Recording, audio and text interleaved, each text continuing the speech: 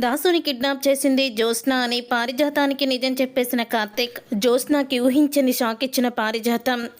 కార్తీక్ అయితే ఇంటికి వస్తాడు.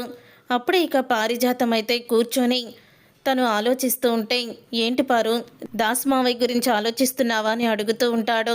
అప్పుడే పారిజాతం, అవునరా ఆలోచిస్తున్నాను, ఇప్పుడు ఏంటంటావు నువ్వు అని అడుగుతూ ఉంటుంది పారిజాతం.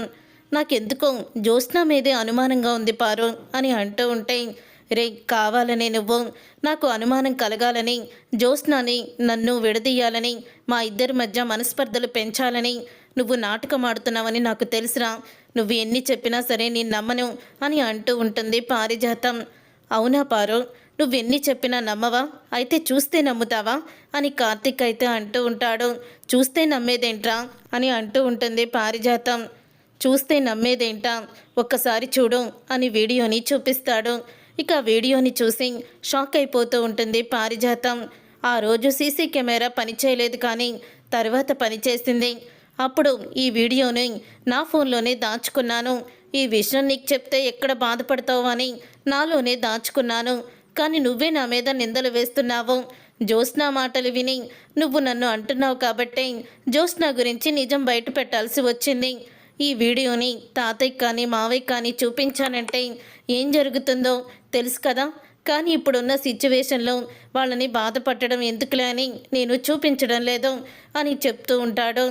కార్తీక్ అయితే అసలు దాసు మావయ్యని ఎందుకు జ్యోత్స్న కిడ్నాప్ చేసిందో, రౌడీని పిలిపించి మరీ కొట్టించి ఎందుకు తీసుకువెళ్ళిందో అర్థం కావడం లేదు అని కార్తీక్ అనుకుంటూ వెళ్తాడు.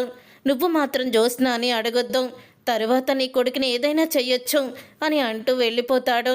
అప్పుడే ఇక జ్యోత్స్న చేసిన కుట్రను తెలుసుకుని దాసు విషయంలో కోపంతో రగిలిపోతూ ఇక పారిజాతం అయితే జ్యోత్స్న దగ్గరికి వెళ్తుంది.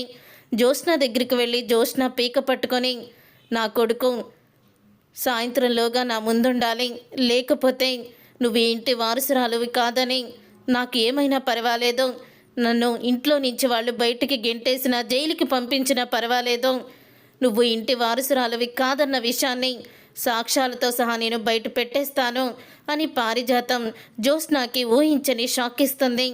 అది కాదు గ్రాని అని అంటూ ఉంటే, ఇక నువ్వు నాకేం చెప్పొద్దు, నన్ను నమ్మించాలని చూడొద్దు. నువ్వే మీ నాన్నని కిడ్నాప్ చేశావని నాకు బాగా తెలుసు. నా కొడుకు సాయంత్రంలోగా నా ముందుండాలి అని పారిజాతం జ్యోత్స్నకి వార్నింగ్ అయితే ఇస్తుంది. చూసారుగా ఫ్రెండ్స్, మరి జ్యోత్స్న ఇప్పుడు ఏం చేయబోతుంది? దాసుని తీసుకొస్తుందా? అసలు ఏం జరుగుతుందనేది రాబోయే కథలో తెలుసుకుందాం. ఈ వీడియో మీకు నచ్చితే తప్పకుండా లైక్ చేసి ఛానల్ని సబ్స్క్రైబ్ చేసుకొని పక్కనే ఉన్న గంట సింబల్పై ఆల్ అని క్లిక్ చేయండి. అప్పుడే మేము పెట్టే ప్రతి వీడియో మీరు మిస్ కాకుండా చూసేయవచ్చు.